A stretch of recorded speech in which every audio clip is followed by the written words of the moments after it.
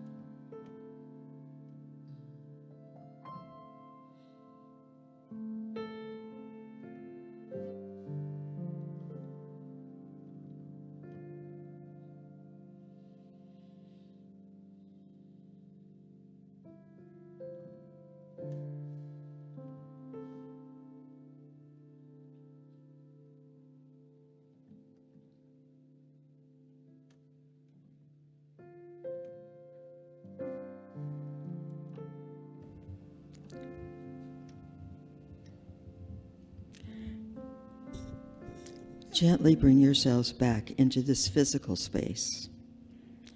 Breathe deeply and begin to open your outer eyes if you've had them closed.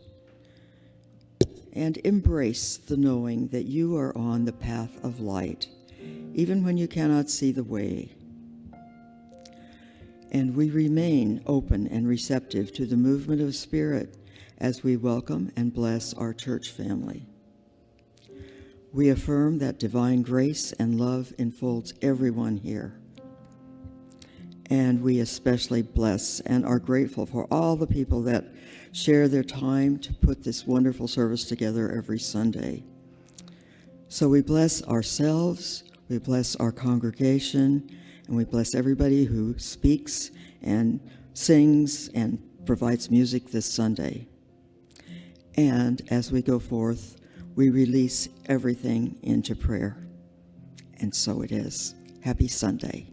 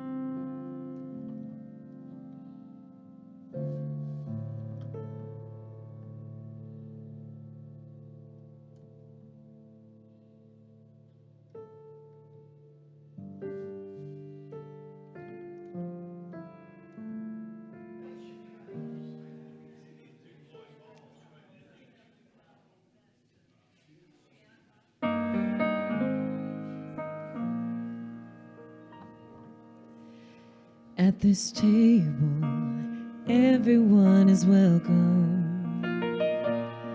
At this table, everyone is seen. At this table, everybody matters. No one falls between. At this table, you can say whatever.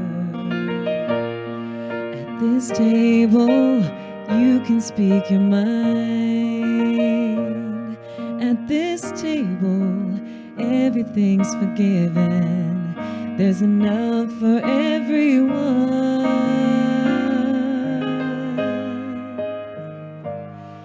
So come as you are. Remember that the door is always open. Yes, come as you are. The perfect gift that you could bring is your heart. So come as you are.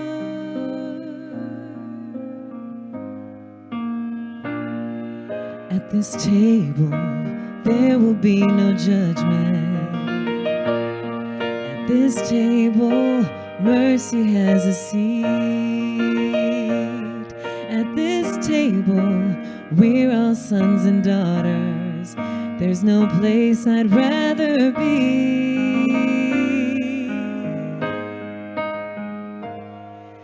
So come as you are. Remember that the door is always open. Yes, come as you are. The perfect gift that you could bring is your heart. Yes, come as you are.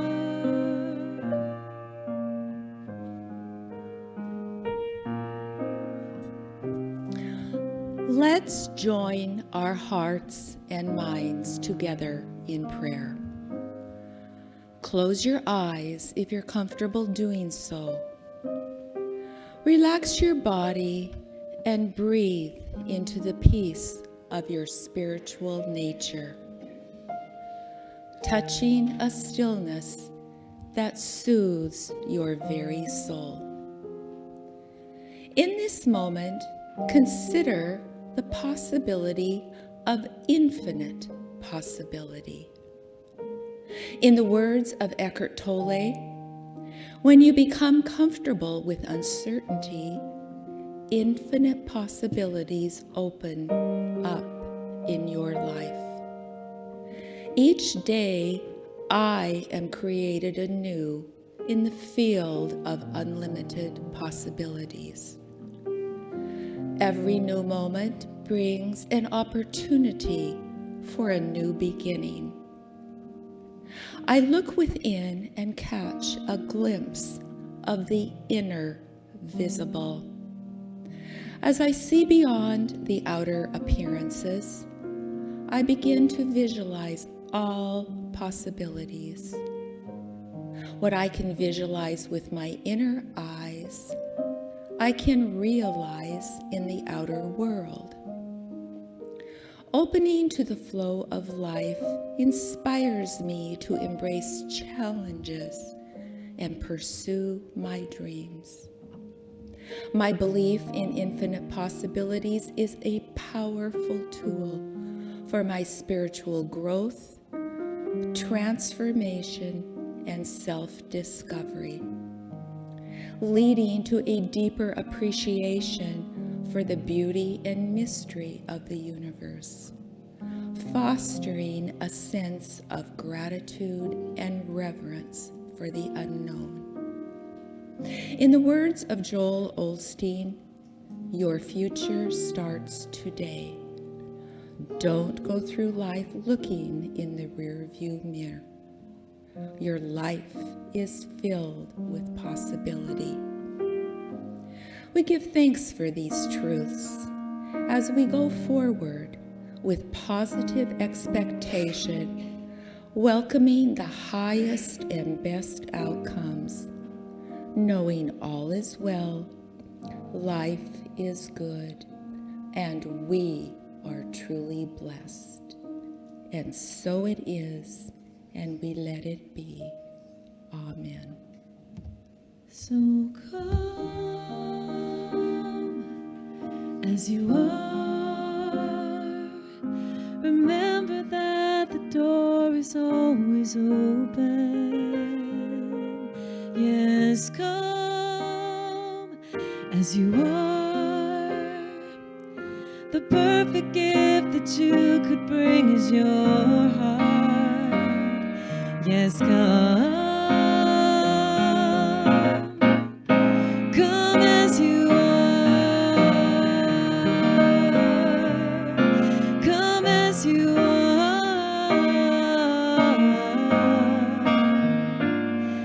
At this table, everyone is welcome. At this table, everybody cares. At this table, everybody matters. So come pull up a chair. Good morning, Unity in Lynnwood. You look beautiful. Good morning. As you're able, please stand and greet your neighbor. Maybe get a new name or two.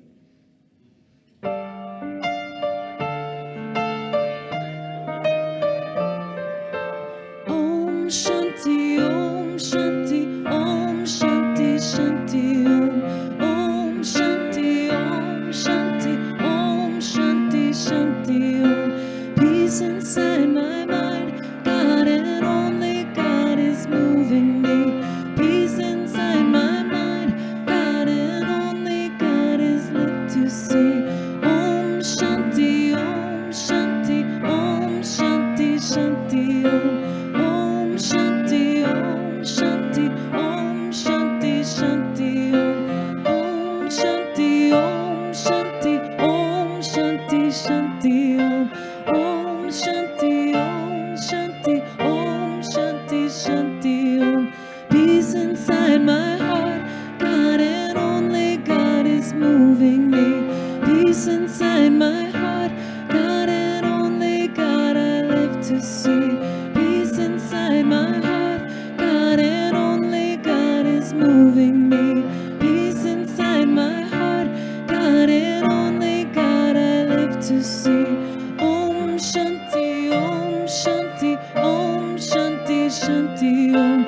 Om Shanti, Om Shanti, Om Shanti, Shanti, Om.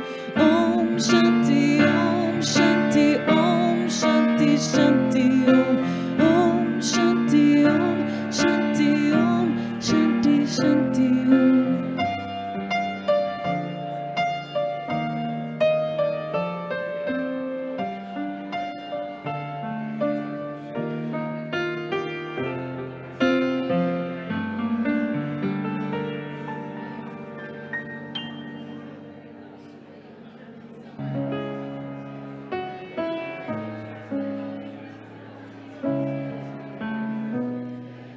If you'd like to join us in our sing-along today, we're going to do Make Me an Instrument, and we'll do it twice through, so first time, if you're not as familiar, you can listen, and second time, please sing along if you can.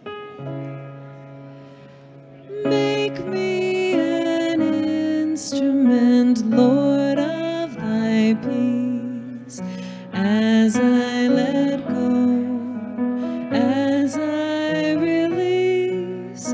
Make me an instrument, humble and free, as I awaken the living Christ in me.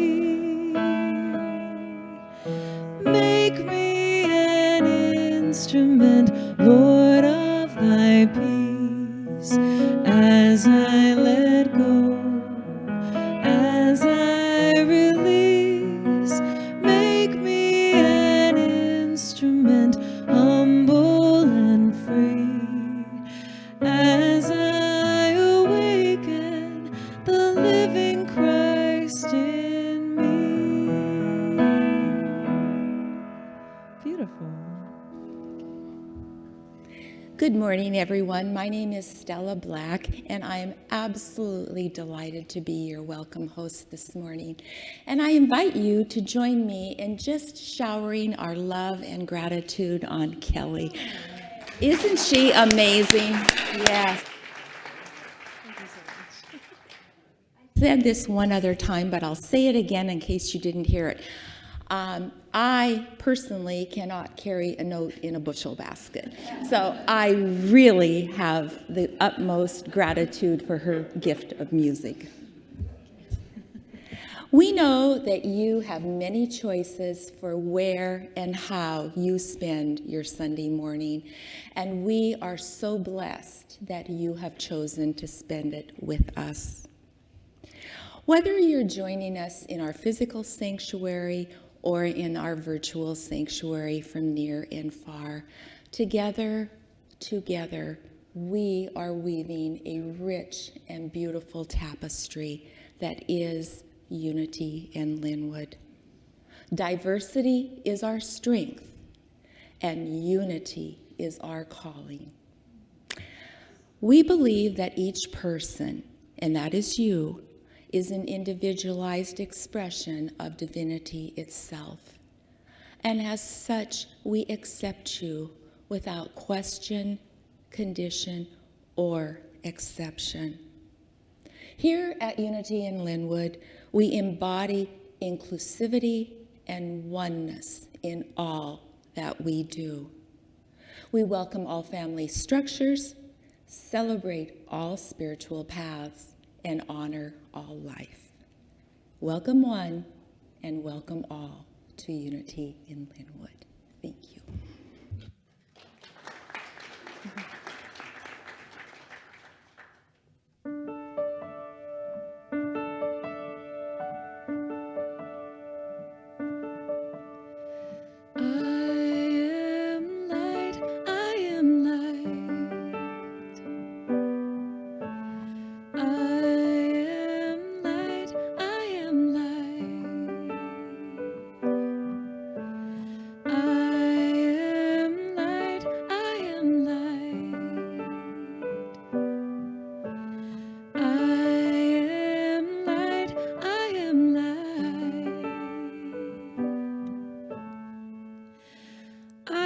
The things my family did.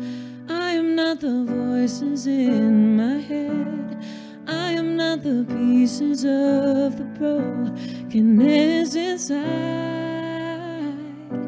I am light. I am light.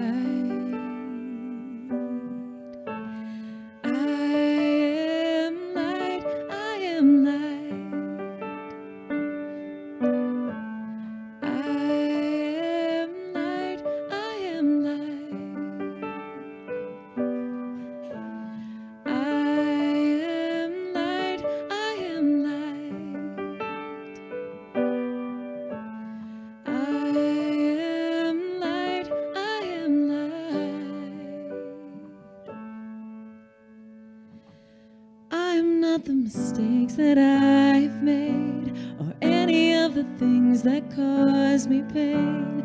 I am not the pieces of the dream I left behind. I am light. I am light. Sing along if you want. I am light.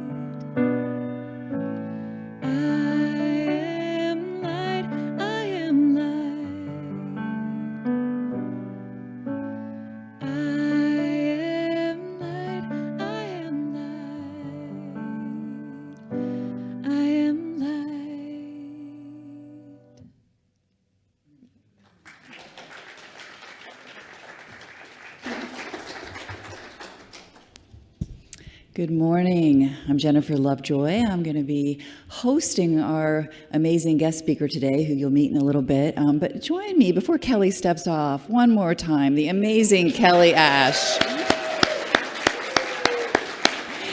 We are so blessed. We are so blessed.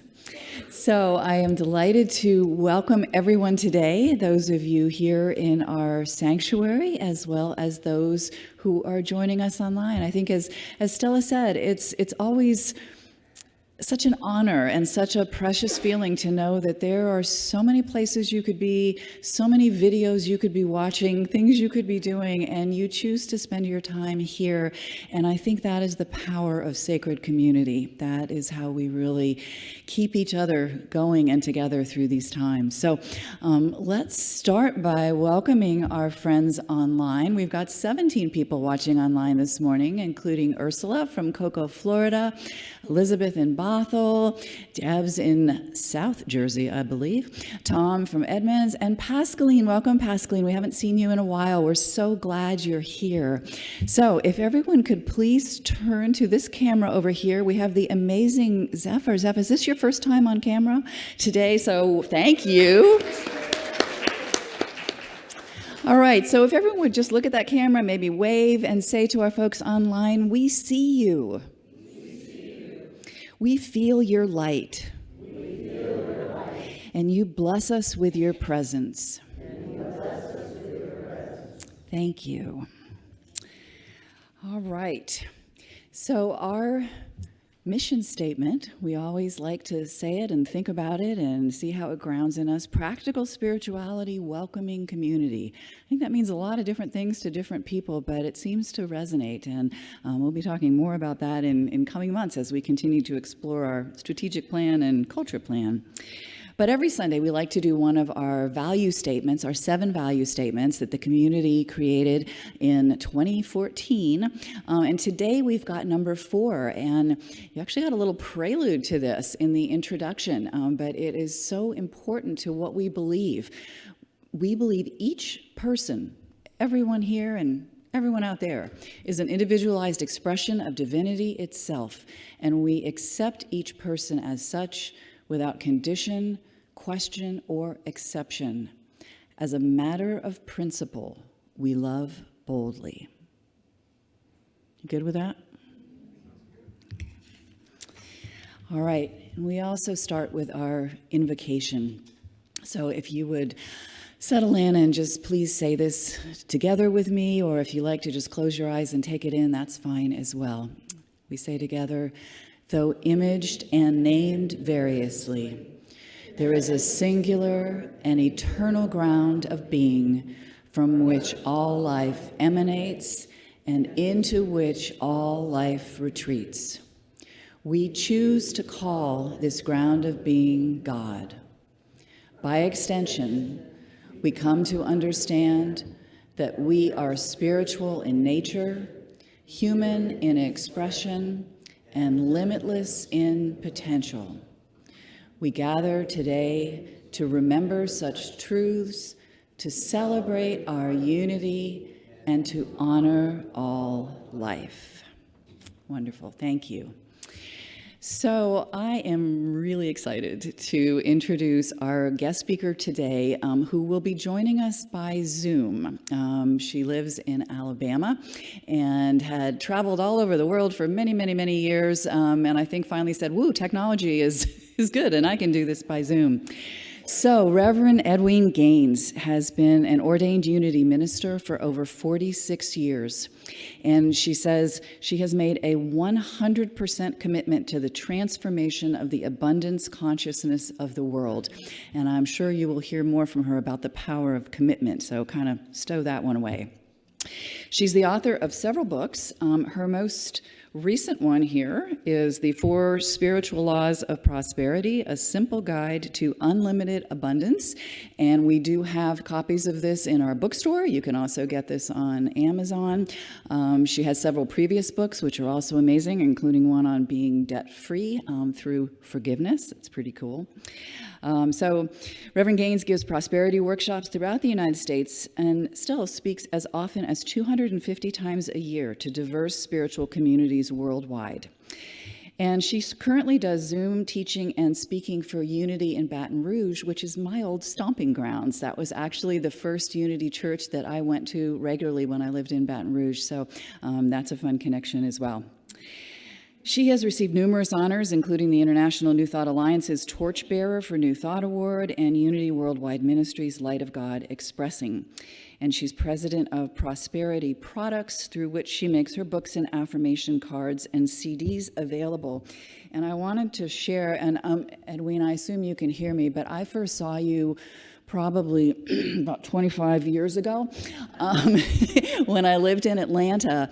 And I still have the little prosperity cards and the little affirmation cards that I picked up at your workshop in Atlanta those many, many years ago.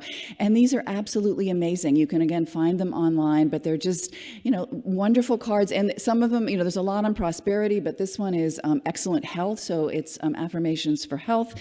And this one is compassionate heart. We're doing a lot of compassion studies here in Unity in Lynnwood right now. So this is a fun one as well. So anyway, I am a huge fan, as you can tell. I'm doing your marketing there for you, Edwene.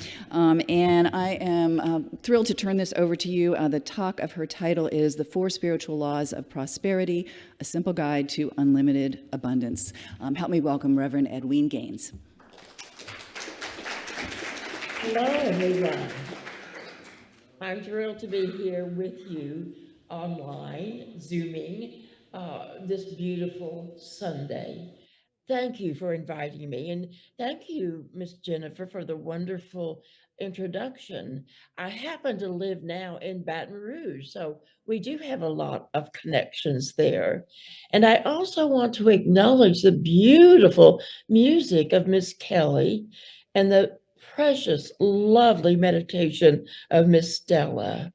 Thank you for feeding my soul. So, yes, we're going to talk about prosperity today. Just take a deep breath now and relax for a moment, because nobody's going to point any fingers. What we're going to do is take a look at what spiritual prosperity really is. Now, here's my definition of prosperity. If you don't like it, make up your own. I believe prosperity is a vitally alive physical body, relationships that work that we love, and all the money we can spend. So take a deep breath, and if that would work for you, just say with a really definite, bold voice, yes, I'll take that. Together, yes, I'll take that. So, in my studies of prosperity, I began about over 50 years ago now. I was living in poverty. I was a single mom, working two jobs. We were just getting by, putting up with, making ends meet, living from paycheck to paycheck. Anybody know what I'm talking about? Well, it's not fun to live that way.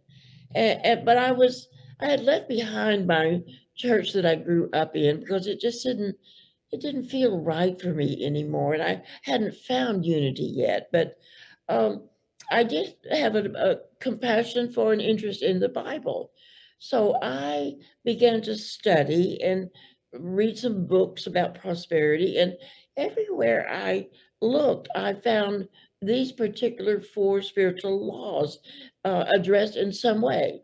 And I wrote a book called The Four Spiritual Laws of Prosperity, a simple guide to unlimited abundance. And I'd love to have you read it and see if it works for you. But as I began to study, I decided to look up these four spiritual laws on the Bible. There's the way they appealed to me. And the first one, of course, that I had the most trouble with was tithing. Tithe. Poke your neighbor and make sure they got that, okay? The word tithe means 10%. It does not mean 3%. It does not mean what's left over after you pay the bills.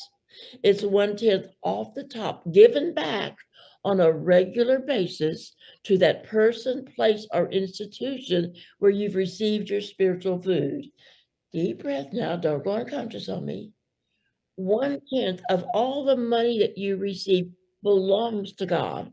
Now, the scripture that I came across that meant the most for me and pushed me the hardest was found in the last book in the Old Testament, the book of Malachi. Malachi chapter 3, verse 10. And this is what I read. Bring ye all the tithes into the storehouse, so they may meet in mine house, says Jehovah Lord of hosts, and prove me now, if I will not open you the windows of heaven and pour you out a blessing, but there will not be room enough to receive it. So just take a deep breath. Now, I'll tell you what, several things happened when I read that. First of all, it did not feel like a request, it felt like an order. I couldn't figure out what it meant when it said, bring ye all the tithes to the storehouse. I prayed about that, and what I got was the storehouse is where the food is kept. So it occurred to me that I'm supposed to give my tenth of all the monies I received back where I'm fed spiritually. Now, for most of us, it's probably our church. But it also could be the author of a book. It could be someone that you saw on TV. It could be a speaker you heard. So I pray each time when I receive money, thank you, first of all, because all good comes from God. And then I ask in prayer, where does this tithe go? Remind me where I've been fed. And sometimes I send my tithe all to the same church or the same minister, same author. And sometimes I divide it up and send a portion here, a portion here, a portion here. It must total 1/10 though. Now take a deep breath. You can do this because I know who you are. You are the light of the world, made in the image and likeness of the Most High. You can do whatever it takes to pull yourself up by your bootstraps and say, I'm here, Lord. Show me how I can serve.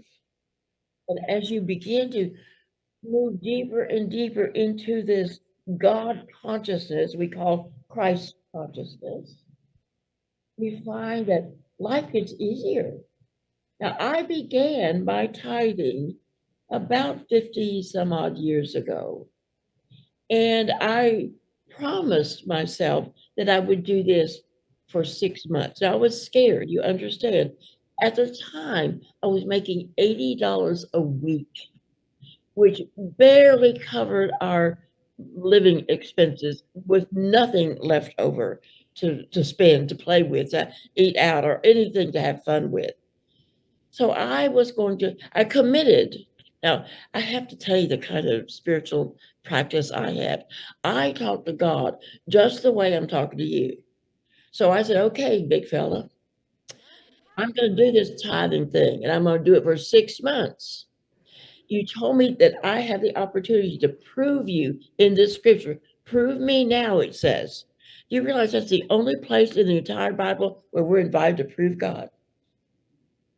Here it says, I can prove God by tithing my 10th back where I'm fed spiritually, and the windows of heaven will open for me.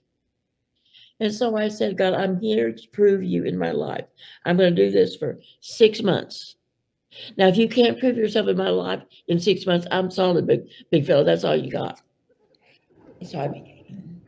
And I was terrified. Maybe the first or second week, I was scared and got even more scared the second month. And then things started opening up for me. And I can't tell you how it happened. I got unexpected refunds. My dad gave me an extra $20. I found some money on the sidewalk. Money started coming to me in unexpected ways. I got a small raise for the job I was doing. So I continued. At the end of 6 months, folks, deep breath, here's what happened for me. In that time, my faith increased so much that I was able to open 2 businesses. I didn't know how to do business. God and I opened these businesses, and they were very successful. At the end of my first year of tithing, 1 year, I wouldn't quit after 6 months. I saw something was happening. At the end of my first year of tithing, I was receiving from the universe over $100,000 a year. Folks, 50-something years ago, that was a lot more money than it is today. And my life began to work in new ways. Now, tithing's not the whole law. We also have to forgive. And for those of you who are having trouble forgiving, I wrote a book called How to Become Debt-Free. Forgive. Here's a copy of that. It's on Amazon. It's a very, very small little book. But what it contains is the main forgiveness techniques I used to become debt-free, forgiving myself and everyone else. And I've been debt-free now for about 20 years. If I want to buy a car, I pay cash for it. If I want to buy a house, I pay cash for it. If I want to take a trip around the world, I pay cash for it because God is my source. Say it with me. God is my source. Now say it like you mean it. God is my source. And once we come into alignment with that spiritual law of tithing, we stop robbing God. And if you don't believe that's what we're doing, go back and read the entire chapter of Malachi. Deep breath now. If you have any questions about tithing, you will probably find answers in my book, The Four Spiritual Laws of Prosperity. Or if you want to write me and ask me a question or make a comment, my webpage is prosperityproducts.com. My contact information, address, and email is there. I would love to hear from you and love to hear what's up for you. So we're talking now about four spiritual laws that we have to come into alignment with. Forgiving ourselves and others is vitally important. Setting goals. Now, there is a sort of a Midwestern city that's famous for gambling. And I've taken this statement about goal setting from their title, and it goes like this: what starts in vagueness stays in vagueness.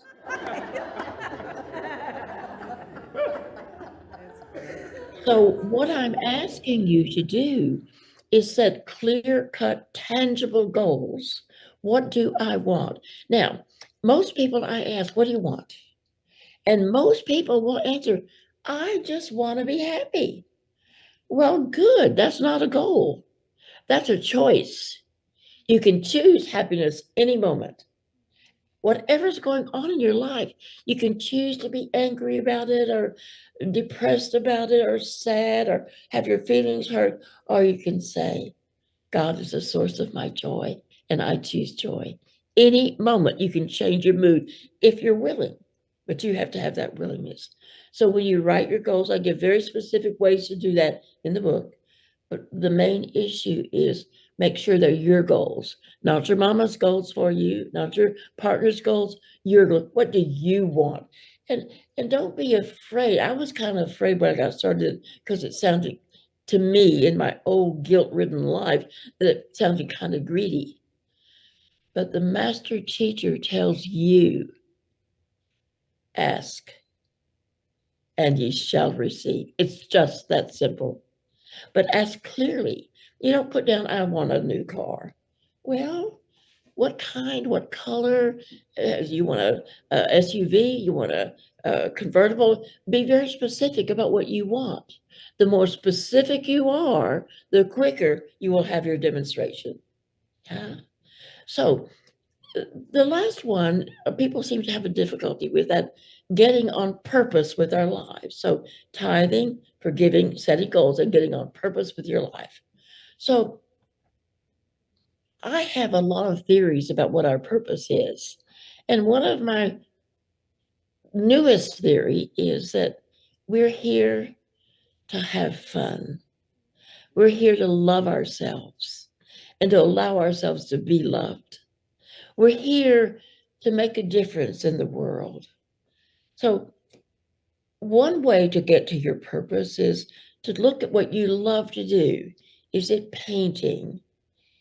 Is it playing golf? Is it writing? Is it playing the guitar? Is it working with numbers? Find out where your joy is, the most joyous thing that you can think of that you could do, and then go do that. Because you did not come here to do things that make you angry or sad or bored. You're here to live this life of love and share it. So this is a time to relook at your life, because you can change your life at any time. So we can talk more about that in future talks, I hope. But I want to tell you about something that happened to me early in my career. One of the first books that I read when I started reading the popular market, I read a book called Think and Grow Rich by Napoleon Hill. How many of you are familiar with that book? Have you read that before? It's been around for a long time. So as I was reading this book, it was all kind of new to me, but I came across this line of one of the chapters. Napoleon Hill writes, directed faith makes every thought crackle with power. And I thought about that, and something clicked in me, a memory. And I had a memory from my childhood of seeing that very thing. Hear it again. Directed faith makes every thought crackle with power. So I remembered, I had a little brother. The time that I'm remembering, I was about 12 years old, and he was about 6. And he came into my bedroom one fall, and he said to me, Edwene, guess what I'm getting for Christmas? And you know how you care about your little brother at that age. I said, what? He said, well, I'm getting a pony for Christmas. I said, sure you are. I've wanted a pony all my life. I never got a pony. What makes you think you're going to get a pony? He put his hands on his hips, stood up real straight, and said to me, Santa Claus is going to bring me one. And I kind of laughed, and I said, oh, right, Santa Claus. And at age 12, in my infinite wisdom, I decided to enlighten him about Santa Claus. And I proceeded to tell him how the package got on the tree and who ate those milk and cookies. And I went through the whole thing. And I said, that's why you're not getting a pony for Christmas. And again, he pulled himself up, hands on the hips, and said, that's what you think. And he stormed out of the room. Well, his confidence shook me. I thought, maybe he knows something I don't know. So I went to my I said, Daddy, are you getting Penn? That's my brother's name, Penn. Are you getting Penn a pony for Christmas? Now tell me the truth. And my dad said, no, honey, he's just playing. He's not getting a pony. Leave him alone. He's having a good time. So immediately I felt better. He wasn't going to get one. So then I began to watch him. And you know what? My little brother was living in a world where he was going to get a pony for Christmas. He found an old army blanket of my dad's, and he dusted it off. It's going to be his pony blanket. He found an old hairbrush in the bathroom, and he cleaned that. He was going to use that for the pony's mane and tail. And he found an old wash tub that was still good. He could put water in, and another one for the food. And my brother got ready for his pony. And as I watched him, I began to get very nervous. Oh my goodness, what's happening here? Oh, so I went to my mother. I said, now, Mother, I'm getting nervous about this because Penn's getting ready for a pony and he thinks he's going to get one. He's going to be disappointed. Are you getting him a pony for Christmas? My mother said, no, honey, we're not going to get him a pony for Christmas. He's just playing. He's not bothering you. Leave him alone. So again, I felt better. So about 2 or 3 weeks before Christmas, I forget, so many years ago, my dad was invited to go on a hunting trip down near the King Ranch in South Texas, which was about an hour and a half from where we lived at the time. And he got up real early in the morning. You know how hunters do. They get before God and anybody. And they went out in the dark, and he drove to Kingsville and went to the King Ranch, and there he met the manager, who was a good friend of my dad's, and they had their morning coffee, and they're heading out now to go hunting, and they walked by the stables, and they heard a commotion going on over in there, the stables, and they stopped. They went inside to see what was going on, and what they found was a beautiful Palomino mare giving birth to a little Palomino colt. Have you ever seen one when it's first born? All spindly leg, and it can't find its balance. Just precious. My dad and the manager of the King Ranch, they almost cried. They said it was just such a powerful experience to watch this little colt being born. And so the King Ranch man leaned over and put his arm around my dad's shoulders. He says, "You know, Ed, you've been such a good friend to me all these years. Could I give this little colt to your son for Christmas?" My dad was so excited. They didn't even go, honey. He got in the car, drove all the way back, picked up my mom and me, my little brother, and we went back to see that little colt and the mare. I wish you could have seen my brother's face when he saw that little colt. And I wish you could have seen mine.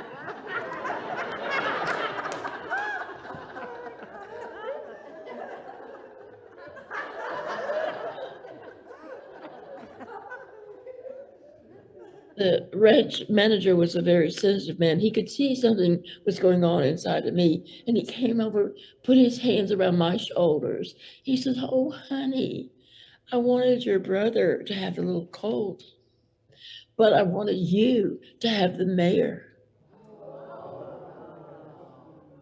You see, this is what your directed faith will do.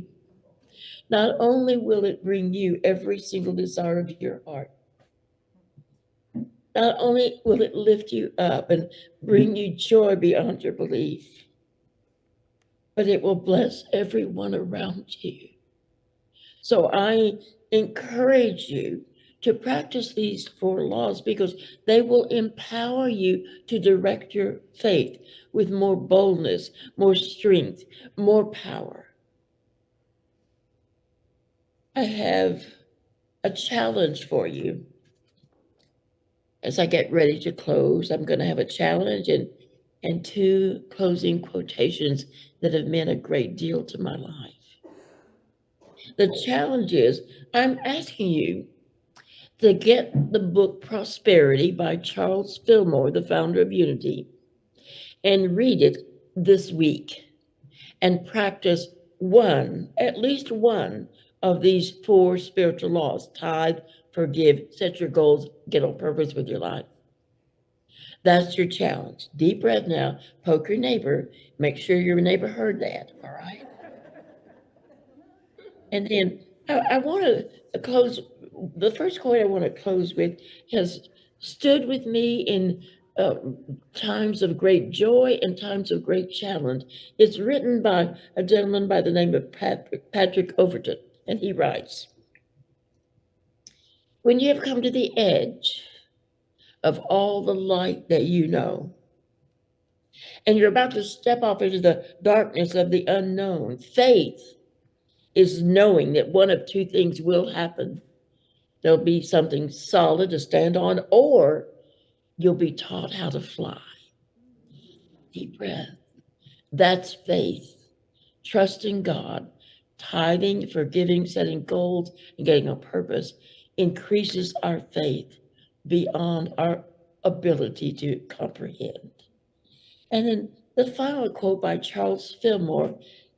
I ask you, if you want to read it again, it's when you read the book Prosperity by Fillmore and you read the foreword, it's the last paragraph in the foreword. And I want you to hear the mysticism in this quote by Charles Fillmore in his book Prosperity. Mr. Fillmore writes, what we need to realize above all else is that God has provided for the most minute needs of our daily life. And that if we lack anything, it is because we have not used our mind in making the right contact with the supermind and the cosmic ray that automatically flows from it. It's been my joy to be with you. I'm very grateful for you. I will hold you all in my prayers. God bless.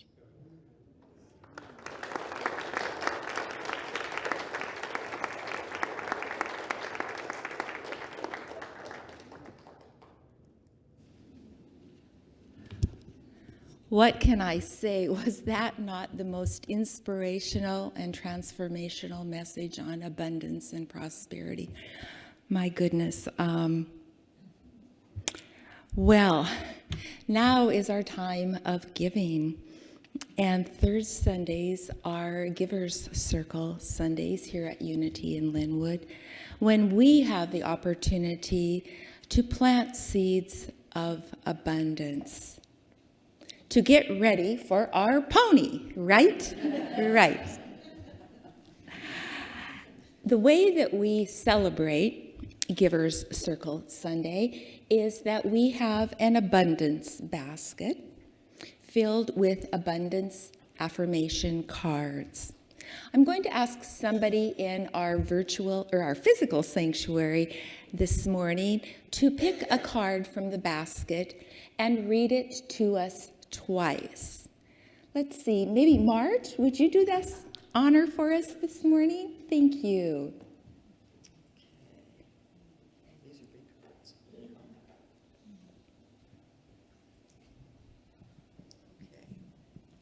Okay, this card says, I claim my good.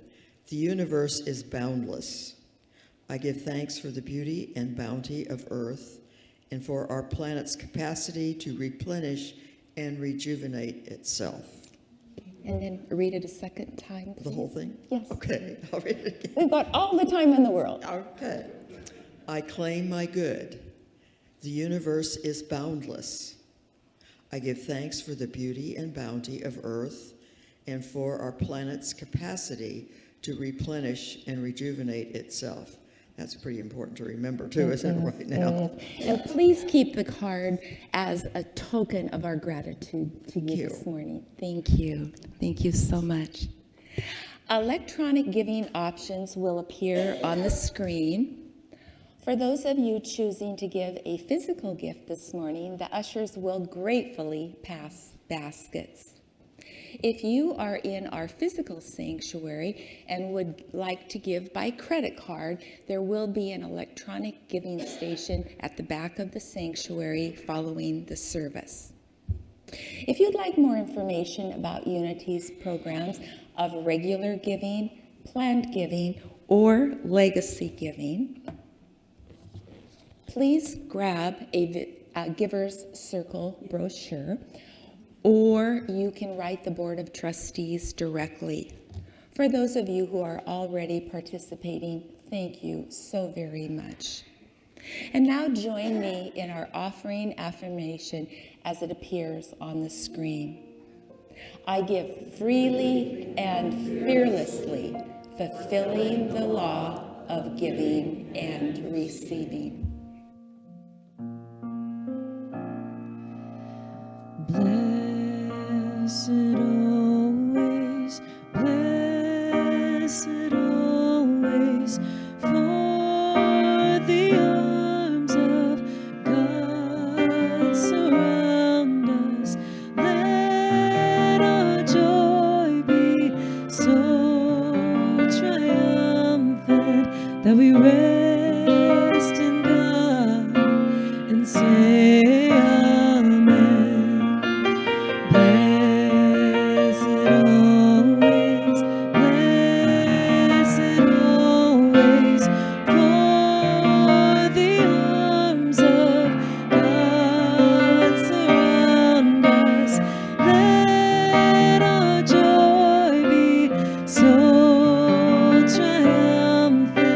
that we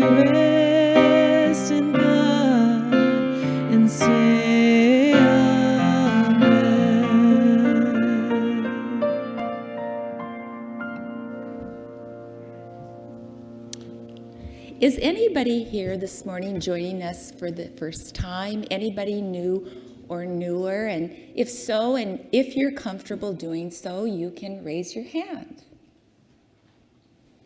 All right. I'd like to let you know that I will be at the Welcome and Information Station following the service this morning, and I'll be there to answer any of your questions. We also have information about our Unity in Lynnwood community, current information there to share, and there is a little carousel that has publications by Unity Worldwide Ministries. And in addition, we have resource material located in the chair back pocket in front of you. So please make all of this information available to yourself. Stop and check it all out. And now on to our invitations. Consider the offerings of Unity in Lynnwood's small group and interfaith ministries as they appear on the screen. Today at 12:30, we invite you to join us for an important town hall meeting where we will continue our discussion on the minister's search and explore the direction we want to take as a community. Your point of view matters, and we want to hear from you. On the first and third Tuesdays, beginning on May 20th at 7:30 p.m., there will be Presencing with Rabbi Ted and Steve Mason. It's not a class, it's not a lesson, it's not a sermon, it's Presencing with Rabbi Ted and Steve Mason. It's an evening of probing the infinite dimensions of consciousness by opening to the energies of the moment in a process called Presencing. Once you experience it, you will understand how challenging it is to contain it in words. Presencing with Rabbi Ted is an adventure in greater awareness, and you are invited to become part of this adventure. There is a new class on the topic of the dark night of the soul, and this class is called Standing Firm When Your World is Shaking. It will begin on Friday, May 23rd at 6:30 p.m. on Zoom. We'll study the work of Joseph Campbell's The Hero's Journey, using processes designed by teacher and author Mary Morrissey. This is a 4-part series and will be facilitated by Unity in Lynnwood Director of Prayer Ministry, Dana Consuelo. There will be Compassionate Communication, a foundations course in nonviolent communication that will be held on Sunday, May 25th and June 22nd at 12:30. Whether you're navigating difficult conversations, seeking more connection in your relationships, or just curious about how to communicate with more empathy, this 2-part foundations course is a warm, welcoming dive into the basics of nonviolent communication, often called NVC. You'll walk away with tools to express yourself honestly, listen more deeply, and respond to conflict in ways that build connection rather than disconnection. And now I would like to invite Jennifer Lovejoy to the platform for 2 additional announcements. Thank you, Stella. And thank you, Edwene. Wasn't that fun? So 2 more announcements. One is that our next guest speaker coming up, which will be on June 1st, is Reverend Abigail Scherer from the Center for Spiritual Living in Seattle. And she will speak to us on celebrating Pride Month as well as finding ways of being peace in a conflicting world. So you don't want to miss that. I've heard Reverend Abigail, and she's amazing. June 1st, right here. Same time. And secondly, and I am looking around because I would like to honor Nancy Parle, but it looks like she may have stepped out. But Nancy, as was announced at the last town hall meeting, but I know not all of you were there, she has recently moved to West Seattle. And, oh, there she is, Nancy Parle. I don't know if she can hear me.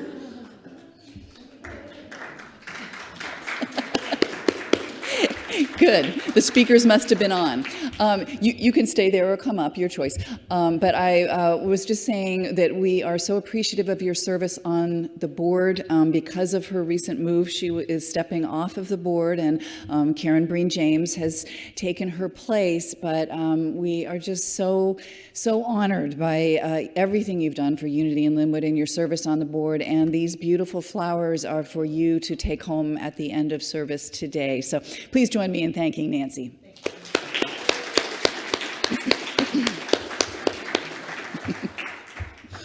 Love those hallway speakers. Okay, we will close as we always do by saying the unity statement of faith, which should appear on the screen. And please join me in saying this. There is only one presence and one power in the universe and in my life, the infinite, living, loving presence of God. And aren't we blessed just to see the many ways, I mean, with our speaker this morning, with, how we can manifest that one presence, expressing through all beings, just making life beautiful. So we are so grateful for that. We have opportunities for you always to pray with our amazing prayer chaplains. If you're here in the physical sanctuary, they'll be available up in the front at the end of service. If you're online, you can email prayer@unityinlynnwood.org and give us your phone number, and a prayer chaplain will call you within the next 24 hours. So would our prayer chaplains in service today please stand? Marge and Dana, thank you so much. All right, and we will close with our benediction song. Thank you. May the long time sun shine